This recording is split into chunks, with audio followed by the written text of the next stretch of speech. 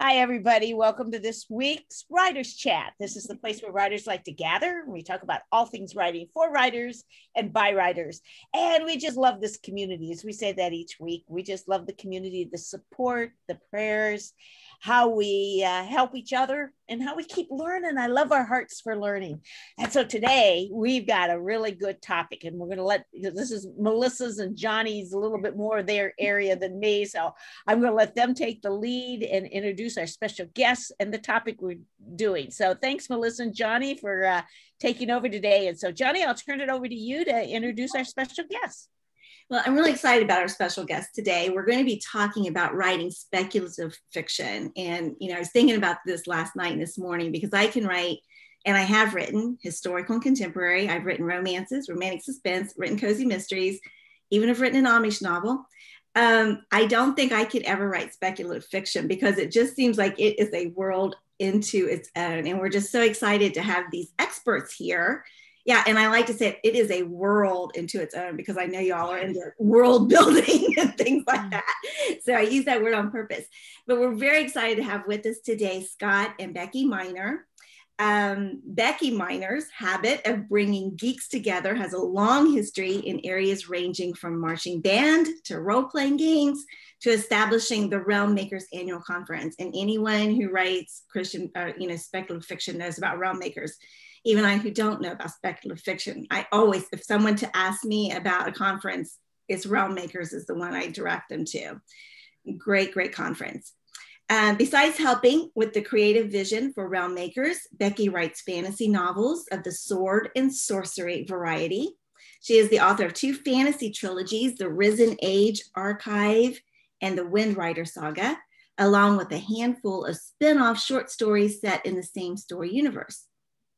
When she's not writing stories, she illustrates them. So she's a multi-talented person, having helped bring more than a dozen children's chapter books and graphic novels to life. So that's really cool too. I love this. The Minor family makes their home about an hour outside Pennsylvania, Philadelphia, Pennsylvania, where foam sword fights on a trampoline are just part of a normal Saturday afternoon. So that sounds like a lot of fun. Scott Minor is the executive director of Realm Makers, having assumed the role in 2020. Since that time, he has established a new foundation for the organization to help Christian authors of speculative fiction navigate the realities of a quickly evolving publishing world.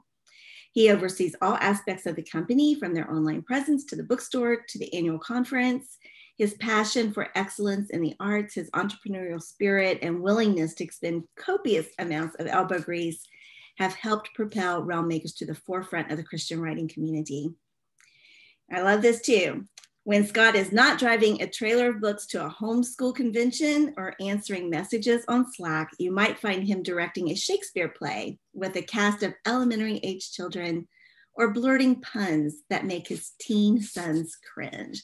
Welcome, Scott and Becky. We're so excited to have you with us today. Thank you, Johnny. Thanks for having us. Yeah, we're glad to have you here. So I'm going to turn it over to you all now to share with us the do's and don'ts, tips and hints for writing speculative fiction. And maybe starting out with how do you define speculative fiction? What all is under that umbrella? Hey, Isabel. Maybe you can talk about, define what speculative fiction is, and then perhaps we can, as far as Christians writing speculative fiction, then you start getting into the whole reason Realm Makers was created. Sure. Okay. Sounds good. For me, I define speculative fiction as any story that has stuff happening in it that doesn't happen in the real world. So that can be something as seems almost like the real world, but then there's a little magical hint that kind of floats in there, to a completely invented universe with wildly unusual and impossible plot elements. Do you want to go ahead with why we went into the whole Realm Makers world? Do you want me to just keep blabbing? Well, when it comes to, maybe we can answer some more questions just about speculative fiction before we get into that, because it starts to get into the whole publishing and the Christian publishing world, speculative fiction, and just the fact that it seems to be a bit more of a genre that Christian publishing forgot for a while and is now kind of getting back into, but in the meantime, the space has become occupied. Yeah, the Christians who really piloted the whole beginnings of speculative fiction were really J.R.R. Tolkien and C.S. Lewis. We kind of consider them the forefathers of the genre, essentially. And George MacDonald. And George MacDonald as well, to go back even a little further. And so there was no Christian publishing industry back when they were writing. They just wrote, they had a Christian worldview, and it was permeating their stories. Well, when you fast forward a little ways, you get a little bit more modern, and there are sort of camps in the world of people who read and write speculative fiction. There's the world outside of the church, where there are folks who are very leery of religion getting into their stories, and they'd really rather it not be there. So sometimes in, say, Comic-Con, in those worlds, the Christian writer gets a little bit of a side eye. And then you flip to the other side, where you get into some church communities where there are questions about if there's magic in a story, is that really okay? Or if we're looking at scientific prospects, there are certain moral and ethical concepts that come up that maybe churchgoers are going to be a little uncomfortable with in a fiction scenario. And so there's the Christian speculative fiction writer who sits in the middle of those two worlds and isn't quite sure where their seat is, which table do they sit down at. So essentially, Realm Makers created a new table to sit at for all of those folks. And I know people are really glad that you did. So do you want to tell us a little bit about the history of Realm Makers then, and what you offer? Sure. Well, I mean, it started in 2013, and to provide that, table for folks to sit at. And what's interesting is nobody knew how many tables to set. Like, how many people are there? How many Christians are writing this stuff? Are there 5? Are there 500? I don't know. Right. And in 2019, our awards dinner, we had 400 people at the awards dinner. Wow. And it was just really, it blew our minds that a community of 2,200 people comes together, and 400 people are actually going to travel to meet each other. That seems like a high percentage of folks that are just in a Facebook group, who are willing to take the opportunity to meet together in person. But it's a community that supports itself. And just as you guys were saying during the not the opening comments, but before, during the chat, it's just that the people that we get to deal with are the best people in the world. And that's why we've kept doing what we're doing. That's why Realm Makers has grown, because everyone who's involved gets to enjoy that. We're definitely a little too weird for the church group, and a little too weird, a little too normal for the Comic-Con set. But a lot of our folks are very much into the same things. Our awards dinner is, cosplay central. There are people dressed up with an X-wing strapped onto their body, or, they come with full body paint to be Gamora from Guardians of the Galaxy. So people really do get into it. And it's just, everybody feels like they can just exhale a great sigh of relief, I feel like, when they get to the conference. Once they get past that moment of overwhelm, because there are 350 people running around, then they just say, this is my tribe. This is where I belong. And that was really the heart of everything that we're doing. The conference, of course, was the kind of the inception of the business.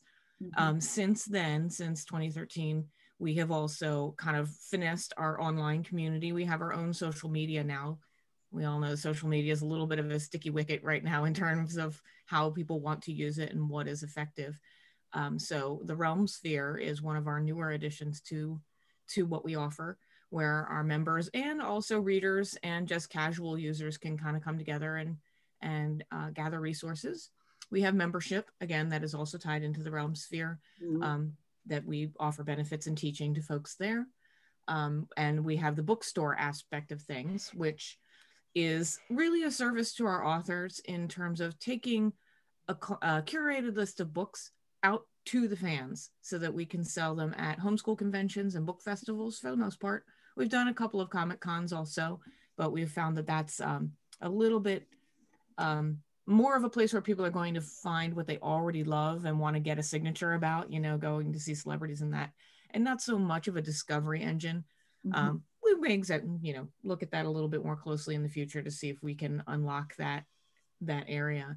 But the bookstore does travel to multiple events per year now that we're finally getting out of pandemic restrictions and events are happening again.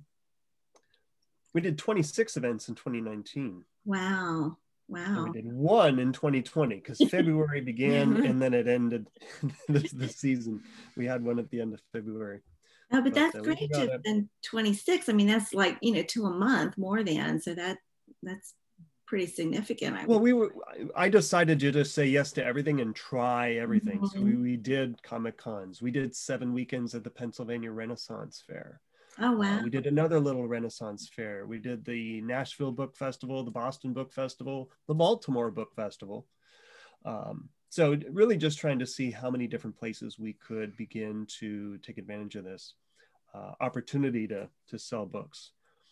It's lesser known, but it was actually Becky's original idea long before Realm Makers, which the name of our company is the Faith and Fantasy Alliance. Okay. Which the whole idea was, hey, there are Christian authors, she's writing fantasy and did not know that there was a genre of Christian fantasy, that there were Christian publishers publishing it, at least one or two small publishers. And they just didn't know each other existed, that the genre existed. So how could the readers? Exactly. So let's work together.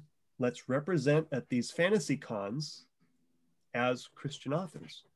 And before that ever happened, Realm Makers started. And so Realm Makers really became our brand as opposed to the Faith and Fantasy Alliance, although that's still our LLC. But just trying to tackle the big obstacle, which is getting published and finding your readers. Because there were Christian publishers who were publishing fantasy and science fiction. They've been doing it for a while. Danita Paul, and Brian Davis, Chuck Black have been writing fantasy for quite a while. But when it comes to selling it, there's an industry of fantasy and science fiction that the Christian market doesn't participate in. It is run through Comic Cons and fantasy cons that are entirely, I say entirely, that's the wrong word. They have nothing to do with Christianity, but just about every other religion. And when you go there, you discover that there are just as many Christians represented there as any other religion. And the more time we've spent in that industry, the more I realize that some of the things we thought were true really aren't in terms of obstacles. And they might be a bit more self-actualized in terms of, oh, well, Christians aren't welcome or this or that. It just has to do with write an awesome book and bring it, and don't make it about you and your religion. Just make it about the book, which is amazing. Make it amazing, and everybody's going to read it and say, wow, that's amazing. Not necessarily focus on you unless you put the focus on yourself at the event. So we're just trying to connect and bring Christian authors of fantasy and science fiction to these events without unnecessarily, like painting Jesus on things just so that we can somehow make it about that instead of about the books. Right. And allow the Christian worldview to be present in popular culture without us being the ones to call it out. If somebody reads it and is convicted that, yeah, really, I shouldn't rely on my own strength, but there's a higher power that I need to rely on that strength, not on my own strength alone. Maybe there's some little piece of something that is Christian worldview that someone can internalize and get a little bit closer. That's a valid step to take. We don't have to try to save people by the end of the book. I think of that book with the Grover on the front, like there's a monster at the end of this book. Like There's a salvation message at the end of this book, right? You got to make sure, or else the Christian publisher is not going to publish it, Right. you know. And then the person who needs to hear it goes like, and then it started preaching at me, Yeah. you know. And then you get the bad review on Amazon. It's like, you know, there's value to creating culture that our children are digesting and being present there and letting our stories permeate popular culture without having to call it out ourselves. Just let our Christian worldview infuse that, and that's what Realm Makers is about. We've had to stop saying we are a Christian writers conference. We're a writers conference for Christian authors. I like But that. we'll bring in editors and agents from the general market. We'll bring in authors, New York Times bestselling authors from the general market who are open to participating in an event that's for Christians. And I think that's amazing. It is amazing. But we've had to stop calling ourselves a Christian writers conference because we're not concerned that the editor of this fantasy publisher, publisher, I was going to say imprint, might not fall in line with a Christian worldview in how they identify. Sure. We might have someone who's a New York Times bestselling author who's a Mormon, not a Christian, but they're going to teach on world building. So along those lines, we've kind of started to step back and go, okay, we're trying to bridge the gap between Christian authors and both the Christian industry and the rest of the general industry that Christians used to participate in. It's almost like you're coming full circle then, going back to like you were saying about C.S. Lewis and Tolkien. You know, they just wrote their stories and they were permeated with that Christian worldview. And then we had this shift to where it had to be Christian or it had to be general market. And now it looks like you're bringing it back again, where you're just writing these great stories permeated with that Christian worldview, and traditional publishers, even general market publishers, are seeking those stories. As much as possible, yeah. I mean, C.S. Lewis was quoted as, he refused to write for a Christian magazine because he said that I'm on the front lines. Like, I am writing fiction and I'm not writing Christian fiction. I'm just trying to write stories that are going to speak to, I'm not going to put words in his mouth at this point. He definitely refused to write for a Christian publication because he wanted to just stay writing fiction with the worldview being present. I definitely see our authors as being fighter pilots in the pop culture war. Yeah. Because when it comes to what's popular, most of it, as far as what's making money, whether it's movies, media, books, fantasy and science fiction are dominating. They've always been a very powerful genre of story, and our authors reflect the industry right now as far as young people. Like about 70% of the authors who attend Realm Makers are younger than 45. Half are younger than 35. Like cool 50% every year, and this is where our kids are spending time. So we need to be there. I will say almost any young adult, teenager, early 20s that I've spoken to in the last 10 years or so that I've been involved in the Christian writing community, that's what they write. Like 99% of them, they want to write fantasy fiction or, speculative fiction, that kind of thing. So I know it's just tremendously popular among that age group.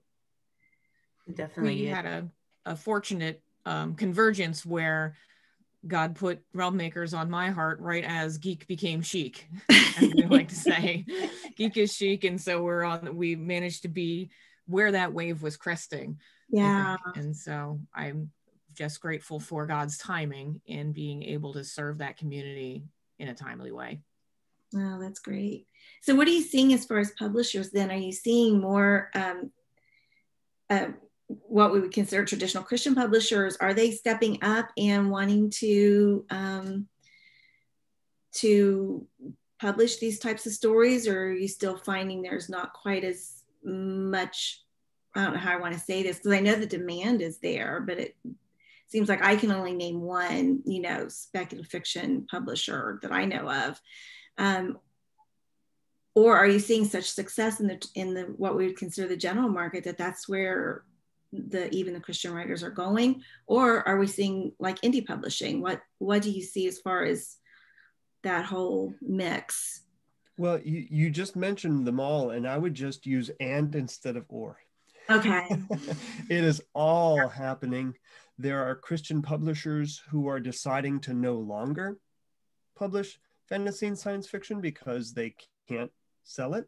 Okay. There are publishers who are like Enclave, who is exclusively publishing fantasy and science fiction. That's the only one I know. Yeah, well, Tyndale Publishing has launched an imprint called Wander, which is young adult and middle grade fantasy. Who's doing that one? That's Tyndale Publishing. Oh, okay. Yeah, Canon Press is a publisher that has launched Cannonball, which is an imprint that's middle grade fantasy science fiction. N.D. Wilson, his father's Douglas Wilson. They're very tied into the classical Christian school movement. But N.D. Wilson is a fantastic fiction author as well. And whereas I know that there are other big, I won't name the houses that have said, you know what, we're really not looking for any more authors in those genres. But what I'm seeing, observing, is that even the publishers that are publishing in these genres aren't participating in the greater industry that is where fantasy and science fiction thrive.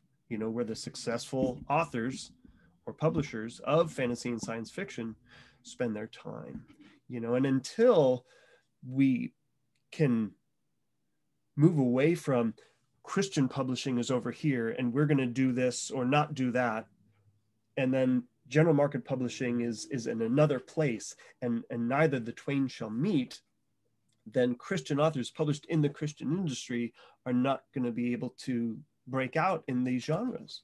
Because unless you're at Emerald City Comic Con, unless you're at New York Comic Con, unless you're going to some of these events, you're just not going to be known. And if your publisher isn't supporting you, you can't compete. You really can't. If you're, I don't know if you're aware, but there are a tremendous amount of Mormon authors who are in this fantasy science fiction genre, and for decades that has been true. The Mormon Church literally runs a fantasy con, and they run a writers conference for fantasy and science fiction. I was speaking with one author who said, oh, okay, so Realm Makers is kind of like Story Makers, and LTUE had a baby, a big one. And I was like, well, yeah, it's kind of it. The church doesn't support what we're doing. Christian publishing as a whole, and the mechanism that is working in Christian publishing doesn't really support what our authors write. If you don't write something that's distinctly Christian, then it isn't. And they're not going to publish that. So everyone feels like, well, are we compromising? And you're not compromising to just go home and go to the store and be in your life. Like, that's not compromising. To be in the world, but not of it. Yeah. Right? Instead of stiff-arming the world and holding on to Jesus like a football and saying, maybe that's a bad metaphor. That's a crazy image right there. It is. But just to say, like, you're not allowed in, you're not writing about what I want to, about Jesus, right? You have to write about Jesus. And now it's a Christian book, as opposed to letting Christians influence the culture where they live by writing, letting their imaginations flow, and having a Christian worldview support. Hopefully it'll be theologically coherent. Sure. Right? But not to be able to hold it up and say, well, that's not true in real life, so that's terrible. You shouldn't be writing that stuff. It's a hard line to walk. And You so know, in order to help make that easier, we just said, okay, you know, we do serve Christians, but if you're not a Christian, you're welcome. You don't have to be a Christian publisher. You don't have to be a Christian author to find a home where people are writing more clean fiction. But even some of the authors who are with us wouldn't say, well, no, what I write really isn't clean. I'm not writing for Christians. I'm writing for people who like to read what they like to read, you know? But we're able to have an impact beyond that. For instance, Brent Weeks. Brent Weeks has a fabulous career, never even knew that Christian fiction existed. He writes the books that he enjoyed reading. And there are all the things that you might not want in his fiction. You might not want to read, whether there's profanity or there's adults manipulating each other using sex. Go figure. That happens. He's got a wonderful career writing fantasy. Now, he came to Realmmakers as our keynote speaker and gave his testimony. That was his keynote for the 2 times that he spoke. And he chose to come to Realmmakers above going to San Diego Comic-Con with his publisher. And he was just as excited to find his tribe as the newly published, unpublished, or long-time published Christian authors that were already attending. And, you know, I don't know what kind of an impact we had on him, but if you read book 5 in his Lightbringer series, all of a sudden, God got real. Wow. God got very real, as opposed to being this, oh, you know, just talking about God in very obtuse terms. And I haven't had a conversation with him yet, but I just observed that, you know, and he caught some flack from some of his, you know, reviewers. Is like, did this get all Christian? You know, but it was totally fictional. But just to be able to say, you know, that God that some people abuse, that name people use in vain, actually does exist. And they're real. And truth is truth, whether people abuse that or not.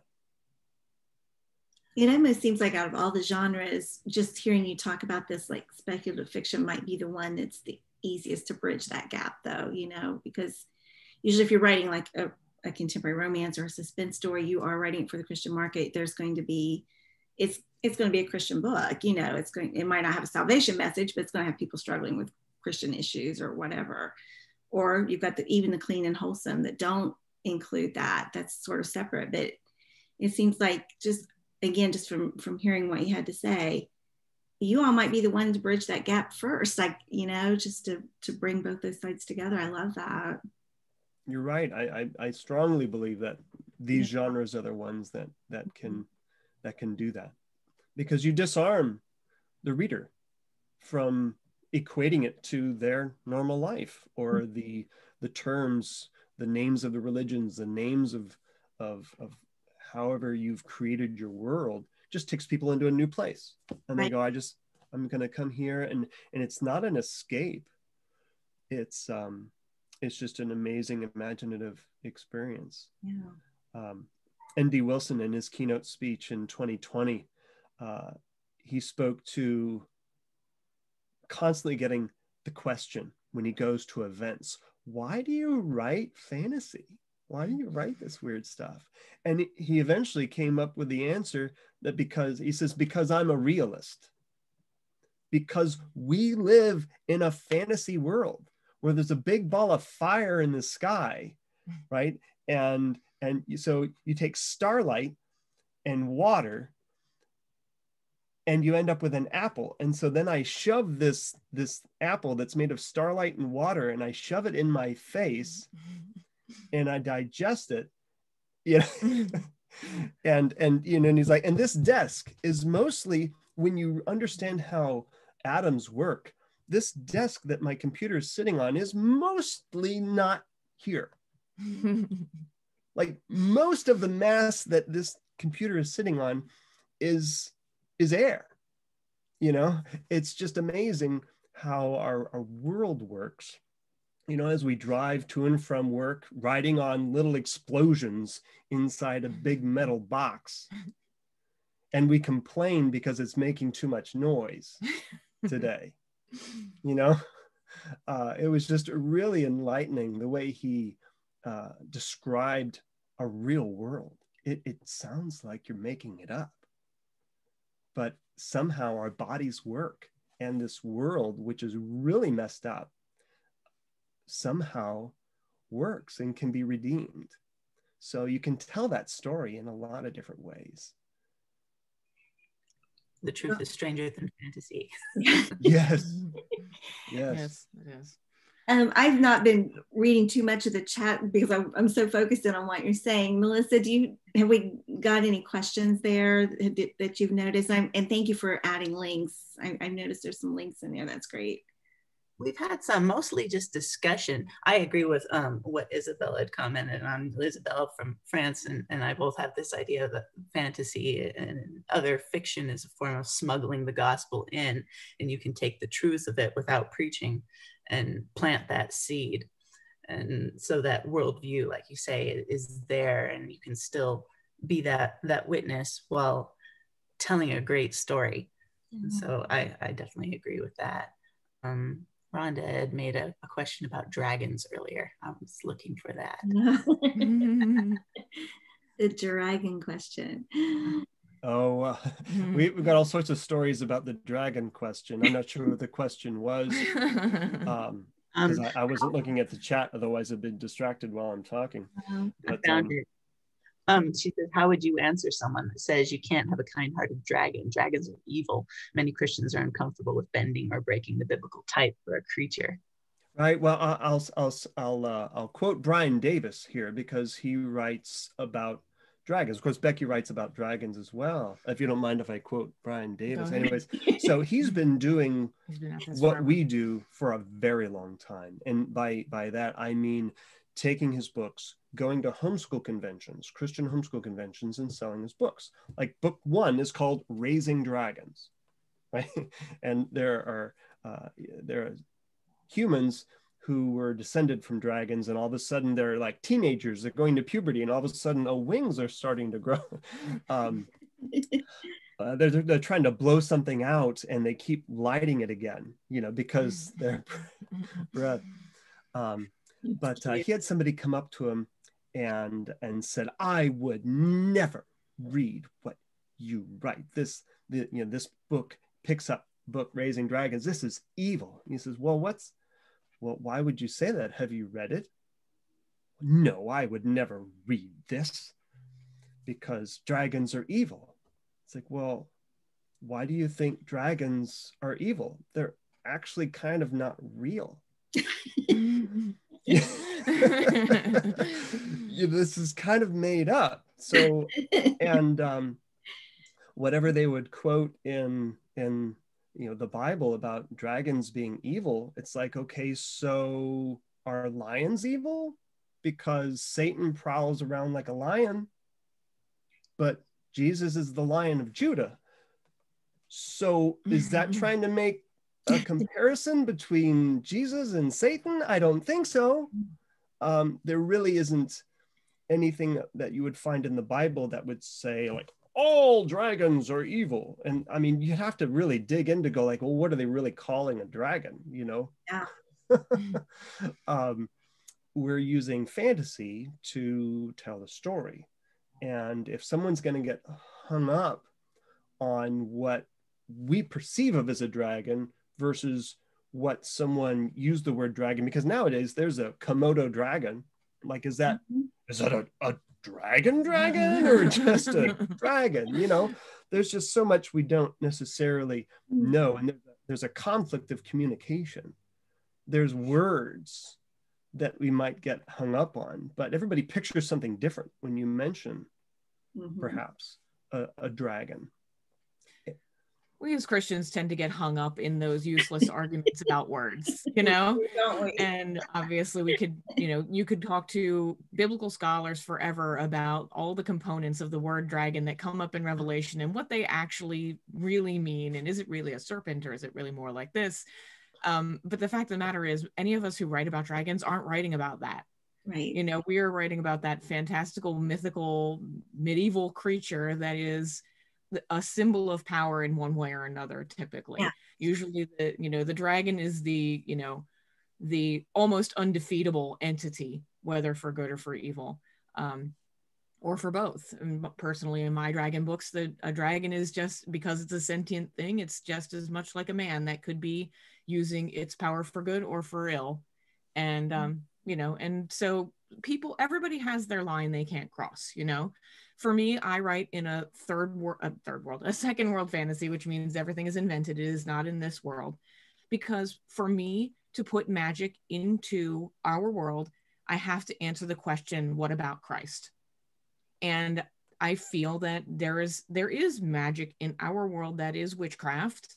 There are miracles that happen in our world, and that is a very big, sticky question, and very easy to get wrong theologically. So maybe I'm just cheating and taking the easy way out by writing this second world fantasy where I'm allowed to make the rules. And as long as I feel like my story is approved by God through prayer, and that I am pointing to greater spiritual truths, universal spiritual truths, that I'm creating a story that honors God. Some people are fine with magical realism, and therefore they can go ahead and they can read that book if it doesn't cause them to stumble. If there is the flame of truth in that story, who's to say it's evil and they should not read it because there's magic, quote unquote. And so it sometimes maybe it feels like a little bit of a cheater answer, but everybody does have their line that they have to decide prayerfully and with God's input what they can read and what they would pass on to a friend, in terms of where their stumbling blocks happen to be. I like that that you brought up that topic. Oswald Chambers, and I don't have the exact quote, but it says something in in his devotional, My Utmost for His Highest, along the lines of, just because God does something in someone else's life, He's not doing in yours, doesn't mean that person is wrong. And I think that this is one of those examples. We tend to think if God's not doing it in my life, then, no, it's just wrong. And that's just absolutely not true. And so you're right. I mean, different people have different lines and they have to decide that for themselves. And I respect and appreciate your line. I think if I was writing speculative, that's kind of where I would be too. But I appreciate you even talking about that and bringing that up, because I'm sure it's controversial. So thank you for that. And there's so much that becomes controversial where it's all hearsay and nobody actually knows what they're talking about. What makes me kind of crazy. What we jokingly say with our booth at events, that we wish we could just have, when someone comes up to the booth, if we could just ask them, Harry Potter or no Harry Potter, because it would help us sell them books so much more easily. And for me, the magic in Harry Potter, I consider what I call hocus pocus magic, that doesn't resemble real world magic at all. It's a flight of fancy there. But for some people, because it's the real world, they would want to just not, they wouldn't want to deal with that and have that be a blurry line for their children as they're making decisions. But it really is a matter of going, do you even know what witchcraft looks like? Unfortunately, in my background as a teen, I know firsthand what witchcraft looks like, and it doesn't look like pointing a wand at something and saying Expelliarmus at all. And it's so much darker and so much different than that. So sometimes people come to us and they've just been on the internet hearing that, J.K. Rowling had the Satan worship thing at her house the other day. And you're like, this is, you really don't have facts right now, and you're making your decisions based on hysteria instead. Yeah, absolutely. And it was interesting to me too, you're talking about real world and second world. And second world is not a term I've heard before. Are there other terms like that are sort of part of speculative fiction that we might want to share with people that are listening? The challenge with speculative fiction is there's so many terms, and it starts really with the genres, honestly.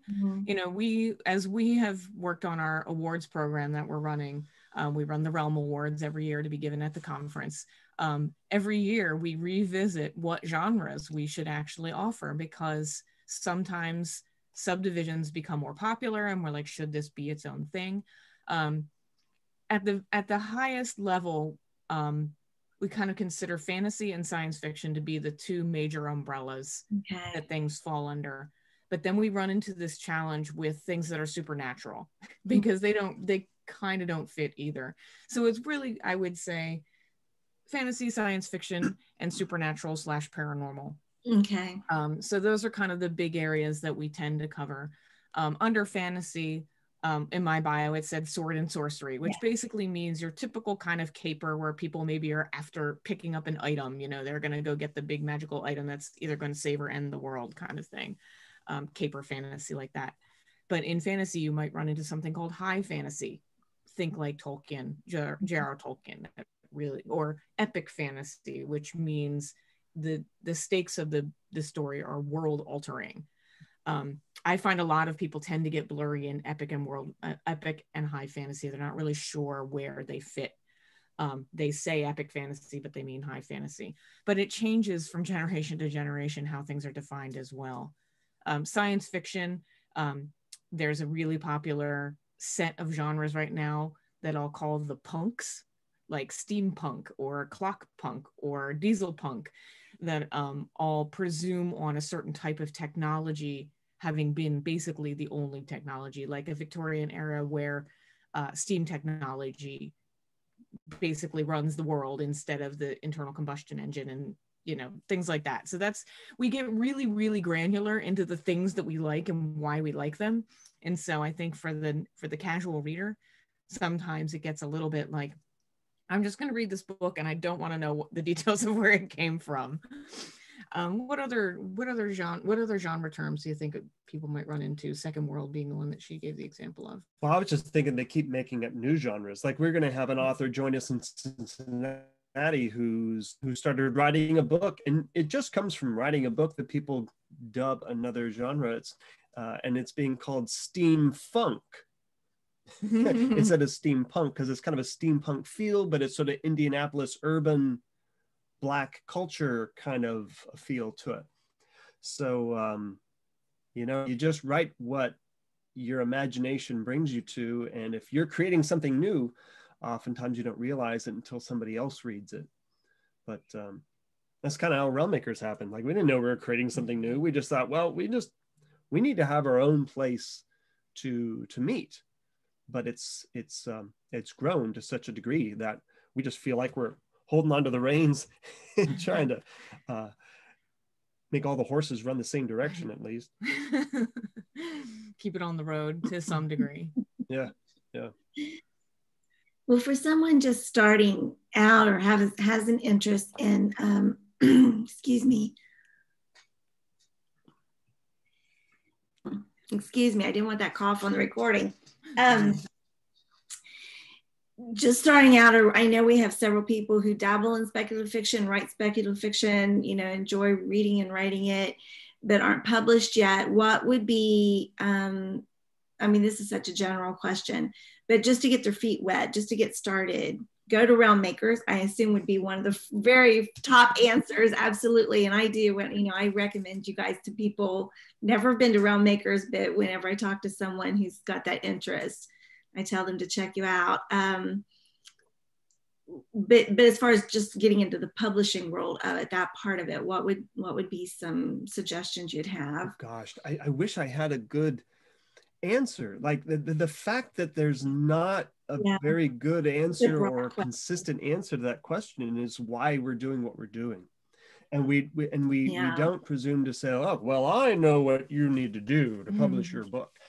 And I'm going to charge you to tell you, you know, that's what we're not doing. We're just saying, hey,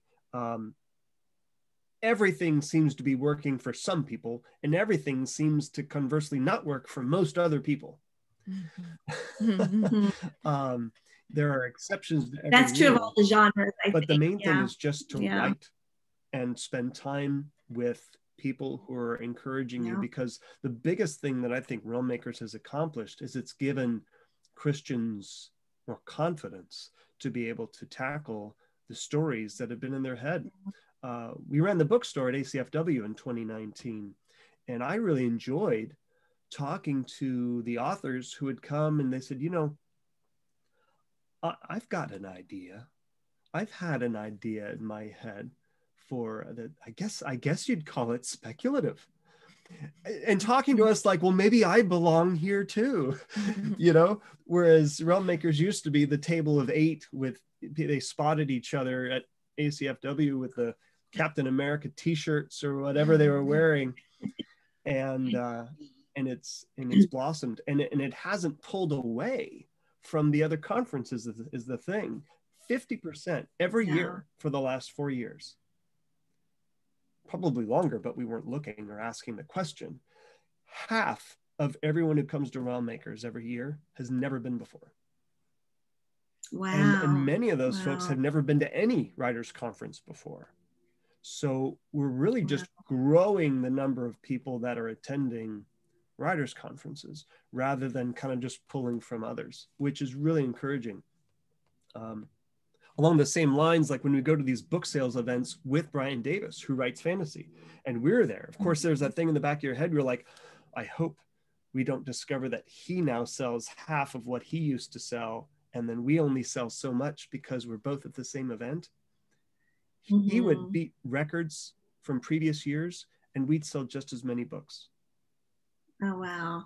That's so great. It's again, it's encouraging to know that in doing what we're doing, we're not just splitting what was a small number between more people, but we're actually growing knowledge and interest in stories. Another point I would throw in for the for somebody who's looking at publishing a speculative fiction novel or writing it and deciding what to do with it. Yeah, she knows the answer to that question. Yeah, absolutely. It's just an addition, not an answer. This is a time in history where we have a lot more publishing options, obviously, with print on demand for small presses and for independent publishing. And what I would definitely say to any person, not only just a speculative fiction writer, any writer, that if you are going to publish independently, if you're thinking about that, you need to put on a publisher hat. You can't just say, I'm going to be an author and throw a book out there. You have to go, I am now author and publisher, and I need to be ready and willing to do all of the things a publisher would do. I can't just say, I just want to write the books and organically let them do their thing. Because as we all know, 85% of book sales at this point go through Amazon. And so there's so much white noise and so many thousands of independently published fantasy books or science fiction books. They're competing for that audience, for eyes. You really need to go, do I have money to invest in this? Do I have time to invest in this beyond the writing of the book? Do I have the inclination to do all of that? And if I don't, who is going to do it for me? Because I can't just expect it to happen by itself. So the slots for speculative fiction are not numerous in the industry, on the Christian side of the industry right now. The slots on the general market side are sometimes difficult depending on which publisher and which editor happens to look at your manuscript. Sometimes there are editors who are really just not interested in, white Protestant male authors. And that's just a thing that's true right now. So if that happens to be the place that you are, who you are and what you're writing, if you think that a small press is going to serve you, you're good. That's great. You can have a support team and they can do a lot of the work that maybe you don't want to have to figure out on your own. But you do need to put on that marketing hat and learn those tools and stay on top of those tools because they're changing every minute. I'm trying to think whose podcast we've been talking with them, but there's a great novel marketing podcast. That's Thomas Umstattd. Yeah, Thomas Umstattd is definitely a great resource for staying on top of the trends within the Christian market in terms of marketing. Yeah. You guys mentioned contests earlier, and it led me to wonder about critique groups. Do you also have as part of your association, part of your group, do you have critique groups as part of that? Yeah, that comes with membership. Okay. Becky mentioned the Realm Sphere, which you can find everything on our website, realmmakers.com. But if you go to community.realmmakers.com, it's a direct link to the Realm Sphere. And there's a free area where readers, casual authors can participate in our dedicated social network there. But there are also paid groups that you can participate in where you get benefits like structured critique groups, like discounts to the events that we do, and visibility in your book releases and promoting that within the community in a structured way, as well as many other things. But yeah, to speak to critique groups, that is a benefit of membership, official membership with Realm Makers. Segueing into that, we've had a lot of questions about this year's conference, and they're wondering if you could talk to us a little bit about this year's Realm Makers. Sure. Well, the theme for this year's conference is space opera, and I'll just go ahead and change my background here. Space opera, literal space opera, right? It's not over till the alien lady sings. Right? And that's just for fun. That's the aesthetic of Realm Makers. We've had mermaids as our theme for the year. Becky's a mermaid. There we go. There we go. Now I'm a mermaid. Last year was Pirates of Stars and Sea, so it was like space pirates, so we have fun with that, but it doesn't dictate what people have to write. It's just sometimes informs what people wear to the conference. But dates aside from that, it happens in July every year. This year it's July 15th through the 17th in St. Louis, which is at our favorite hotel where we've had the conference, the Sheraton Westport Chalet. If you've watched Beauty and the Beast, it kind of looks like that sort of Tudor sort of sensibility. There's even a cute little round fountain that looks like the fountain where Belle is sitting there reading and all the animals are coming up to her.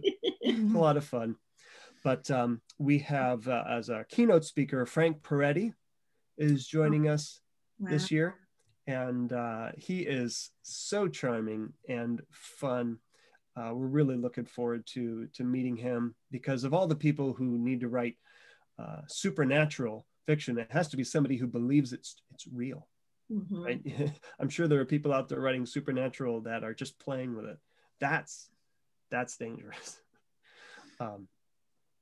So we were speaking about self-publishing. We have an expert in that, Michael Anderley of LMBPN Publishing, but he started 20 books to 50K, which is a group that just encourages self-published authors to write 20 books and make $50,000. Like, there's a journey. You just keep writing books, do this.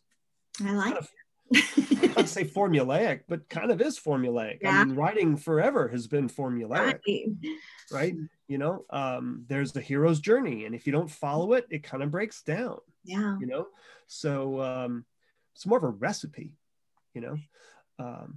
but throw in a few of your own ingredients. If you like more time, go for that. Yeah, and it's the brilliant ones that put a little something different that you didn't expect that makes it kind of more amazing. So what about Realm Makers this year? Well, it's hybrid, which means it's not a virtual conference. I put a moratorium on the word virtual. It makes it hard not to use the word, because it's happening in person 100%. Registration is up in person already 6%. Great.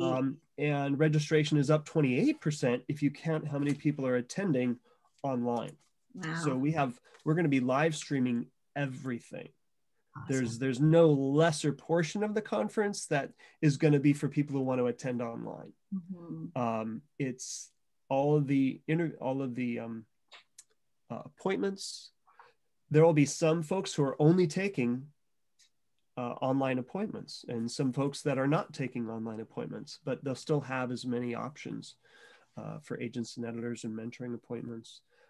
They'll be able to attend every session at every moment, not watch videos unless they choose to. And the people in person, if they've got to leave early to jet to an appointment, they can watch the class they missed as soon as they're done. They could even go upstairs to their hotel room because they've just totally got on overwhelm mode because so many introverts come to Rome. They're stepping outside of their comfort zone. They can go up to their room and not miss a beat, not miss their appointment, not miss a class, and paint themselves purple because that's how they roll. So that's one of the amazing things doing this year with Realm Makers. Yeah. Oh my goodness. Well, it's getting close to the top of the hour, so I'm going to ask everybody to come back on. If you've asked questions, I'm sorry. I really was trying. I did not see much of the chat because I was really focusing in on the conversation. Didn't want to get distracted from that. So if you have a question, we'll have a couple minutes that you can ask it. Or any final comments, Melissa? Anything else you'd like to say? Oh, I'm just, I'm the geeking out over here, introvert who would love to come to Realm Maker someday. One day I will come, even though I currently write historical fiction, but I started out writing fantasy. And there are a few historical fiction subgenres that are blending over with alternate histories and speculative history and things like that too. So I've loved this. This has been great. And I know that there are probably other people in the chat who would like to chime in. So I'll step back and let them pose their questions. We do have one special announcement to be really quick, something that's happening right now. And we talked a lot about the mobile bookstore, but in 2019, we opened up a pop-up bookstore at the King of Prussia Mall for about 5 weeks. And we're going to do that again, only for a little bit longer. So we're going to be having a brick and mortar store at the 3rd largest mall in the United States. Awesome. That has not had a bookstore for like 10 years. Wow. No bookstore there. Wow. It's really crazy. So we're looking forward to that. We're gonna call it. It's going to be called Bookish because we'll have books and things for bookish people. When does that start? Well, we're gonna have a soft opening at some point once we're ready, but we're kind of planning to do more of a grand opening in June. Nice. Awesome. Let me know. I'll be there. Sophia, did you have a question? Or were you waving? Okay. Hello, Sophia. Hi, Sophia. And she's driving, it looks like. Be careful. Anybody have a question or comment? This has been a fantastic conversation. I've really, really enjoyed it. Rhonda. I will croak my question because I'm infected. But anyway, I wonder how often writers are asked to conform to YA if they write spec fiction, that people just generally assume that the only people who read spec fiction would be YA readers. Is that true as a stereotype, and how much pressure is there in the industry for that? I would say any pressure that's in the industry is probably dictated by sales. And if that sells more, then publishers are going to want to publish that more. I know as publishers open up a speculative imprint, it's most likely going to be YA and possibly middle grade, but I think you're right. But as we travel out to sell books, it bears out that you're going to sell more books to girls than boys. You're going to sell more fantasy than science fiction, and you're going to sell more YA and middle grade than you will to adults. We also carry a lot of children's books, but children's books tend to already be sort of speculative because you got animals talking and dogs and cats living together, mass hysteria.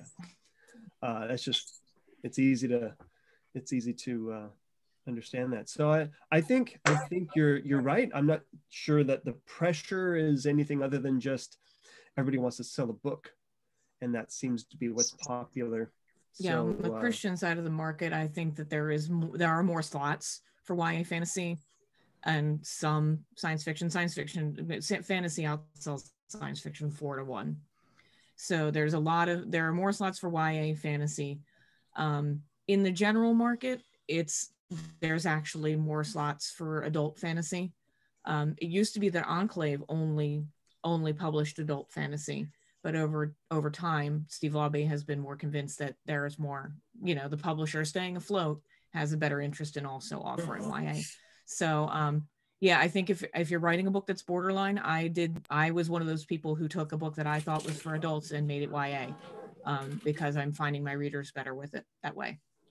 Yeah, I mean, that's how old the readers kind of are. And a lot of adult women are reading YA anyway because they just want it to Love be relaxed. YA. Yeah. My books are often classified as NA because they work for both adults and the YA. So yeah, but then you get that weird connotation that people start to wonder, like, is it NA or is it just the age group, right? Any other questions? Oops, I'm muted. Any other questions? Comments? Well, if you want to check out any books, everything's available online at store.realmmakers.com. He's selling at at the bookstore without it being, people walk in who are Christian, they go, is this a Christian bookstore? I recognize that name and that name and that name and that name. But it won't be a Christian bookstore. It'll be a nerdy bookstore. The nerdy bookstore. Nerdy. That with an N. Yeah. Not a dirty bookstore. No, let's not have that.